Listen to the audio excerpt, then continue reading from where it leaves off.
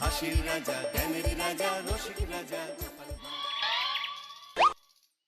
কি গো গিন্নি, এটা কিসের ফর্দ? কোনো অনুষ্ঠান হবে নাকি? বিয়ে হবে গো। বিয়ে? কার বিয়ে? ভগবান শিবের সাথে দেবী পার্বতীর বিয়ে সামনেই শিবই। হ্যাঁ, তা মনে আছে, কিন্তু এই ফর্দটা কি জন্য গিন্নি? আমি শিবরাত্রির দিন বিকেলে বাবার মাথায় দুধ ঢালতে যাব, তাই তোমাকে আগে থেকে লিখে দিলাম কি কি লাগবে। সব আগে আগে নিয়ে আসবে। হ্যাঁ, দেখি কি লেখা আছে। দুধ 1 সের, গঙ্গা জল, নারকেল, ঘি, মধু, দই, সন্দেশ, রসগোল্লা, আকন্দ ফুলের মালা, ধূপ, মোমবাতি, 108টা বেলপাতা, ধূত্র ফুল, নীলকণ্ঠ ফুল, লাল পাড় সাদা পাটের শাড়ি। ওরে বাবা, এত কিছু! হুম, এখন ওরে বাবারে মারে কিছু চলবে না, চলবে না। আর আগে থেকে লিখে দিয়েছি, আমি কোনো বায়না শুনবো না। হ্যাঁ, যদি না নিয়ে আসো তাহলে কিন্তু চলে যাব। হ্যাঁ, বলি, শিবরাত্রির দিন তো মেয়েরা বাবার মাথায় দুধ জল ঢালে বাবার মতন স্বামীর কামনায়। তা আমি তোমার স্বামী তো উপস্থিত, তাই এত কিছু। তোমার মঙ্গল কামনায় গো। তুমি আর বাড়তি কথা বলবে না, যা বলেছি সেদিন নিয়ে আসবে। হ্যাঁ, বেশ বেশ, ঠিক আছে বাবা, ঠিক আছে। তাহলে আমি এখনই যাই, সব দোকানে দোকানে বায়না করে আসি। সেদিন তো এইসব জিনিসের চাহিদা তুঙ্গে থাকে। হ্যাঁ, তা যাও, সেটাই বুদ্ধিমানের কাজ হবে। হ্যাঁ,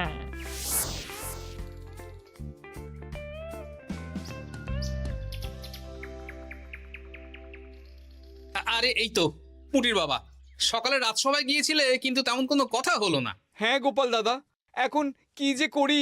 ঠিক আছে ঠিক আছে, আমি দেখছি কি ব্যবস্থা করা যায়, বুঝলে। ঠিক আছে গোপাল দাদা, একটু দেখো, বুঝতেই তো পারছো অভাবের সংসার। হ্যাঁ হ্যাঁ, কোনো চিন্তা করো না।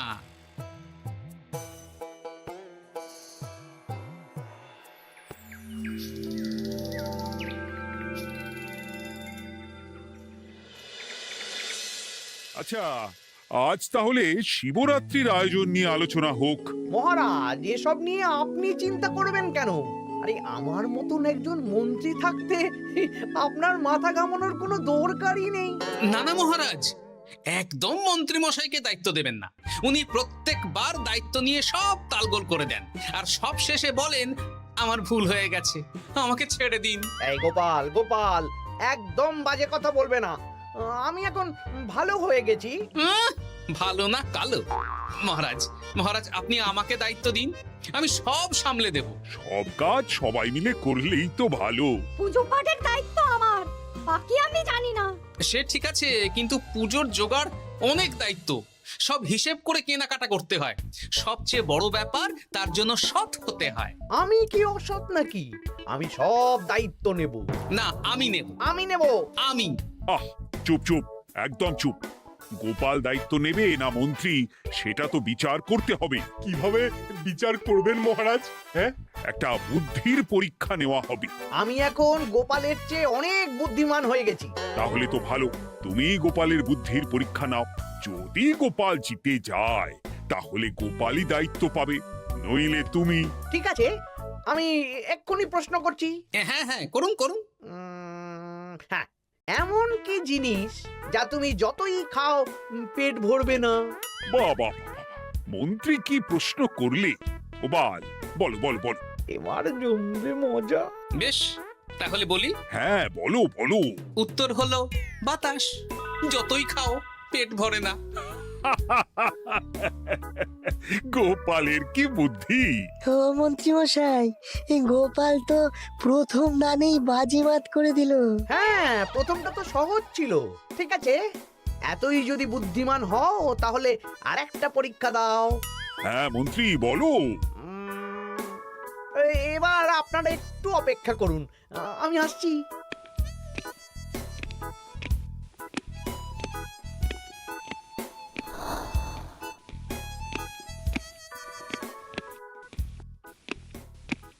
এই তো মন্ত্রী এসে গেছে, আবার হাতে একটা খাঁচা। এই নাও গোপাল, এই খাঁচায় একটি অদৃশ্য মুরগি আছে। তুমি যদি বুদ্ধিমান হও তবে এর মাংস রান্না করে আজ নৈশ ভোজে মহারাজকে খাওয়াতে হবে। যদি না পারো দায়িত্বের দও পাবে না। বেশ, তাহলে দিন, আমি রাতেই আসছি, রান্না করে নিয়ে আসছি। আপনারাও সবাই হাজির থাকবেন কিন্তু।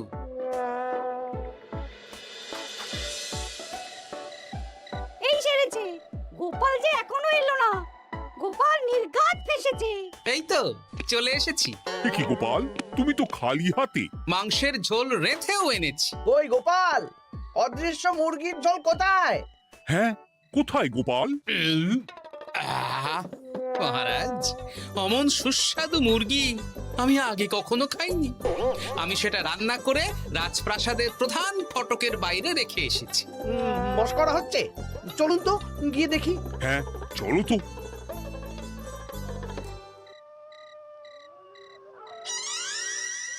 এ কি, এখানে তো কিছুই নেই, আমি তো দেখতে পাচ্ছি না। আমরা তো কেউ কিছু দেখতেই পাচ্ছি না। কোথায় কোথায় মাংসের ঝোল? আরে মন্ত্রী মশাই, অদৃশ্য মুরগি রান্না করলে ঝোলটাও তো অদৃশ্যই হবে। আপনি দেখতে পাচ্ছেন না, মানে আপনার মনে পাপ আছে, নইলে আপনার চোখের সমস্যা। মহারাজ তো ঠিকই দেখতে পাচ্ছেন, তাই না মহারাজ? এই রে, গোপাল তো মোক্ষম জবাব দিয়েছে। হ্যাঁ হ্যাঁ, চমৎকার ঘ্রাণ বেরোচ্ছে। মন্ত্রী, তুমি দেখতে পাচ্ছ না কেন? ইয়ে না মানে ঠিক আছে ঠিক আছে, পাচ্ছি, দেখতে পাচ্ছি। একটু ঝাপসা লাগছে, মনে হয় চোখ দেখাতে হবে। তার মানে গোপাল তো মন্ত্রী মশাইকে পরপর দুবার হারালো। আর একটা সুযোগ দিন মহারাজ, শেষ সুযোগ। বেশ, দিলাম। গোপালের কিন্তু বিশাল বুদ্ধি। মন্ত্রী, দেখো তো তুমি পারো কিনা, আর এটাই শেষ সুযোগ। মহারাজ, গোপাল যদি এতই বুদ্ধিমান হয়, তবে ও কি বলতে পারবে কাল ভোরে আমার মনে প্রথম কোন চিন্তাটা আসবে? এটা তো খুবই সহজ কথা।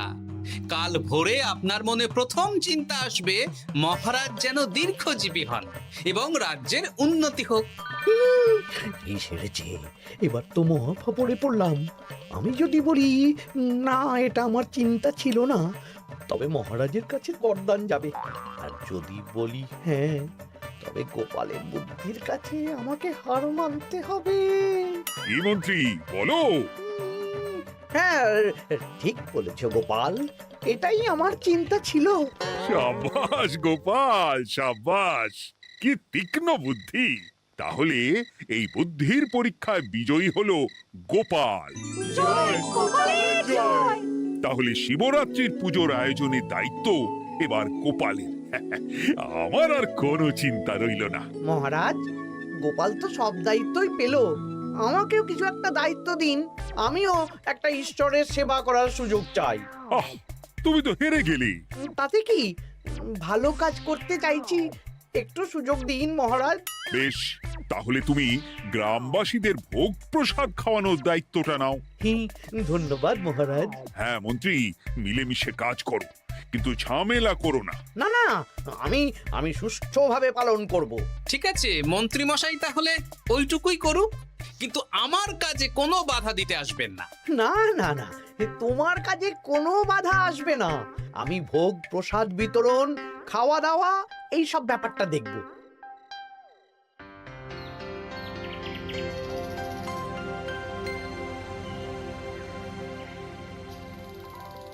বলুন মন্ত্রীমশাই, সকাল সকাল ডেকে পাঠালেন। শোন বটাঘটা, এবারে শিবরাত্রি উপলক্ষে যে ভোগ প্রসাদ জনগণের উদ্দেশ্যে বিতরণ হবে, তার পুরো দায়িত্বই আমার। তাতে কি, মহারাজ আয়োজন করেন আর সব রাজ্যবাসী বিনামূল্যে খেয়ে যান। সেই প্রথা এতদিন চালু ছিল, কিন্তু এবার একটু অন্যরকম হবে। কিরকম কিরকম? তোরা দুজন আমার নাম করে সব গরিব প্রজাদের কাছ থেকে ভোগ খাওয়ার জন্য চাঁদা তুলবি। শিব পুজোয় চাঁদা? হ্যাঁ দাদা, ইয়ে না মানে ঘটা, খুব সামান্য। বাড়ি আর দোকানগুলোয় যাবি আর মাথা পিছু 1 আনা করে তুলবি, কেমন? বেশ, তারপর বলবি ঢালাও খাওয়ানো হবে, এলাহি আয়োজন। আচ্ছা ঠিক আছে। তবে ভুল করেও কোনো রাজসভাসদদের বাড়ি থেকে বা মান্যিগণ্যি লোকের বাড়ি থেকে এই চাঁদা তুলিস না যেন। না না, বুঝতে পেরেছি, তুলবো না। হ্যাঁ, বলবি সারা রাত পুজো হবে, পরের দিন সকালে হবে প্রসাদ বিতরণ। কেমন?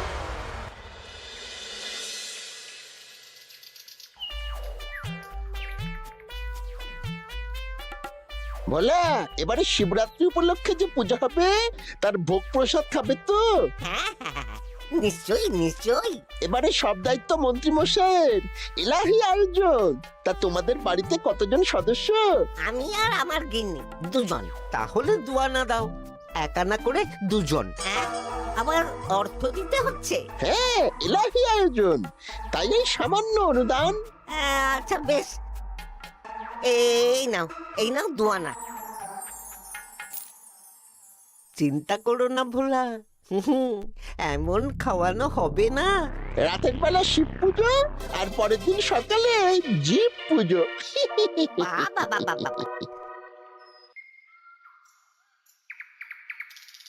সব দোকানে দোকানে আমি যাচ্ছি, আর তুই লোকজনের বাড়ি বাড়ি যা। বেশ। রে, কত হলো? অনেক হয়েছে মন্ত্রী মশাই, এই দেখুন। বাবা বাবা বাবা, এক আনা করে নিয়েই তো থলে ভরে গেছে। হ্যাঁ, এবার হবে মাছের তেলে মাছ ভাজা। মহারাজও ভোগের আয়োজনের জন্য আজকে মোহর দিয়ে দিয়েছেন। তার মানে তো আপনার মুনাফাই মুনাফা, লাভই লাভ। আমাদেরকেও কিছু দিন। দেব দেব, এখনো কাজ বাকি আছে।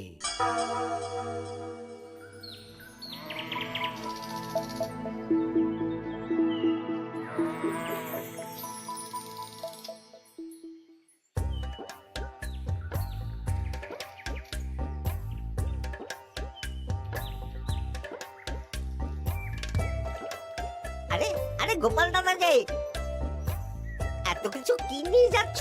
এই তো শিবরাত্রির পুজো উপলক্ষে দশকর্মার বাজার রাজবাড়ি নিয়ে যাচ্ছি। এবারে তো এলাহি ভোগের আয়োজন। রাতের বেলা শিব পুজো আর পরের দিন সকালে নাকি জীব পুজো। মন্ত্রী মশাই দায়িত্ব নিয়ে খাওয়াচ্ছেন। না না, খাওয়ার আয়োজন তো এমন কিছু নয়। আমি যতদূর জানি ওই খিচুড়ি, আলুর দম, ছেঁচড়া, পায়েস, চাটনি আর একটা করে মিষ্টি।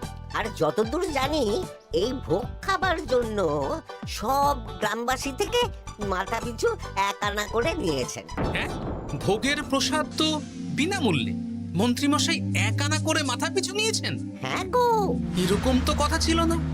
আচ্ছা আচ্ছা, আমি দেখছি কি করা যায়। দেখছি আমি দেখছি।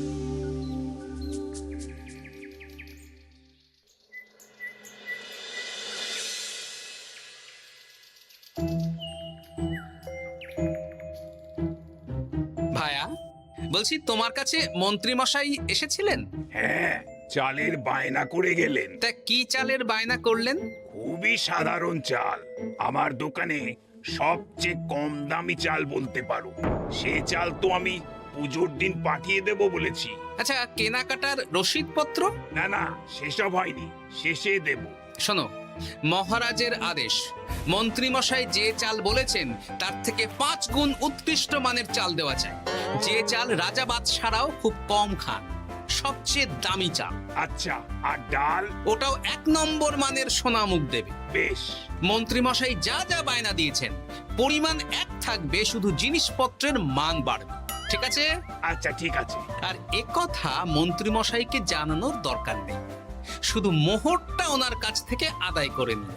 যেদিন খাওয়ানো হবে সেদিন বিকেলে যাবে, মানে শিবরাত্রির পরের দিন বিকেল। বেশ।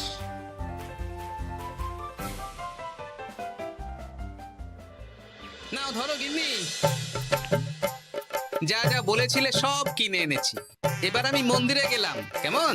ঠিক আছে গো, তুমি কি ভালো। দীক্ষেতা, চললাম এখন ভিড় সামলাতে।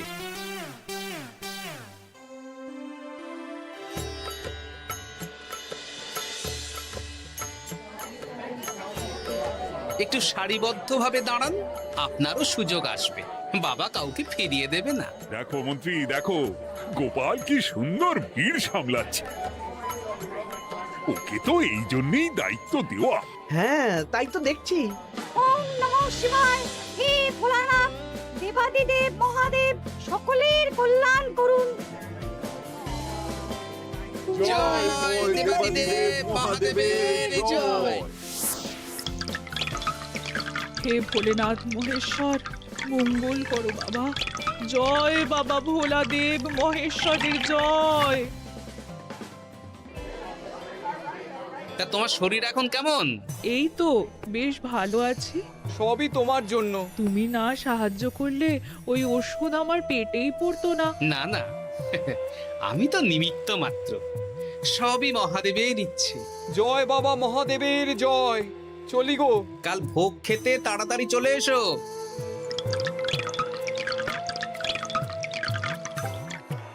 জয় দেবাদিদেব মহাদেবের জয়।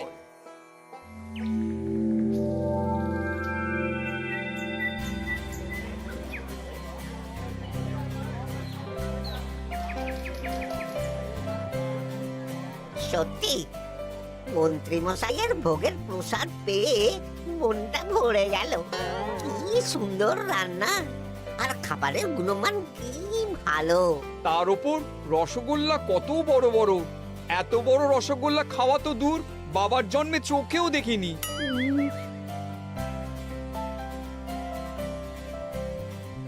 এই সেরেছে।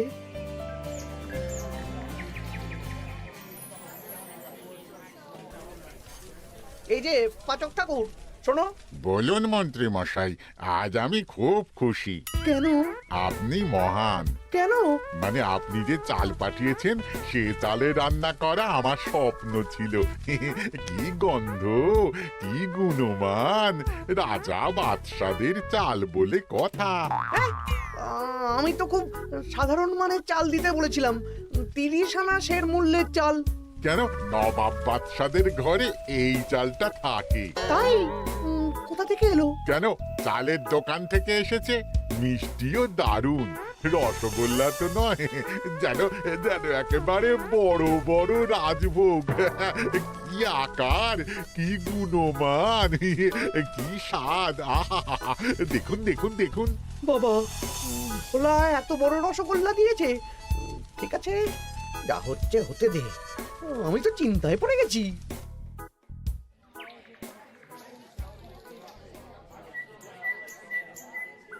মন্ত্রী, তুমি কি করেছো?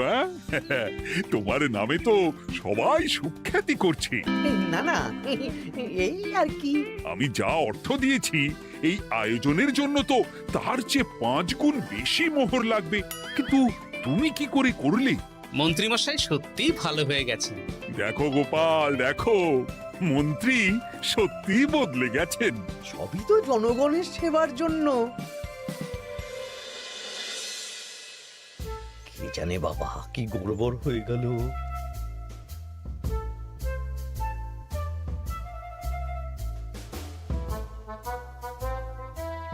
মন্ত্রী মশাই, বকেয়া পাওনা নিতে এলাম।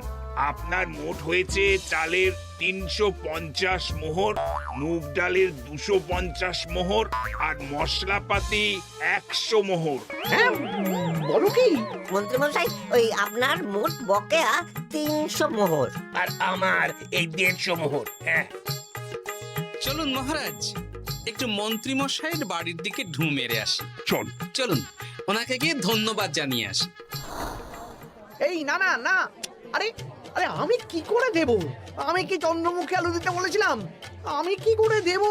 না না, ও আপনাকে দিতেই হবে। হ্যাঁ, কি বলছো মন্ত্রী? তুমি এত ভালো কাজ করেছো, এত বড় মুখ করে সকালে বললে যে সবই জনগণের সেবার জন্য। আরে আমি কিভাবে জানবো যে এত খরচ হয়ে যাবে? কেন মন্ত্রীমশাই, আপনি তো গ্রামবাসীদের থেকে অর্থ নিয়েছেন, মাথা পিছু 1 আনা করে। হ্যাঁ, মানে এই সব তো কথা ছিল না। এই ছেড়েছে, গোপাল কি করে জেনে গেল? এসব কথা কি আর চাপা থাকে? আর সেই জন্যই তো আপনি ভালো মানের খাবার খাইয়েছেন। সত্যি তো, যে মানের খাবার খাওয়ানো হয়েছে তা কৃষ্ণনগর কেন, আশেপাশের কয়েকটা নগরের লোকও এই জিনিস চোখে দেখেনি। আর তাই তুমি অর্থ আদায় করেছো। ইয়ে না মানে আমি বুঝতে পারছি না, আমার অনুমতি ছাড়া এগুলো হলো কি করে? মন্ত্রী মশাই, বকেয়া পাওনা দিন, নইলে খারাপ হয়ে যাবে বলে দিচ্ছি। হয়ে গেল, আমি ভিখারি হয়ে গেলাম। অগিন্নি, মোহরের থলেগুলো নিয়ে এসো, গয়নাগাটি নিয়ে এসো। আমাকে পথে বসিয়ে দিল। কে কে আমার এত বড় সর্বনাশ করলো? আমি মন্ত্রী মশাই, আমি। আপনি যখন চাঁদা তুলে ভালো খাওয়াতে চাইছেন, তাই সবচেয়ে ভালো খাওয়ানোর ব্যবস্থা করে দিলাম, তাও আবার আপনার ঘাড় ভেঙে। আমার সর্বনাশ হয়ে গেল।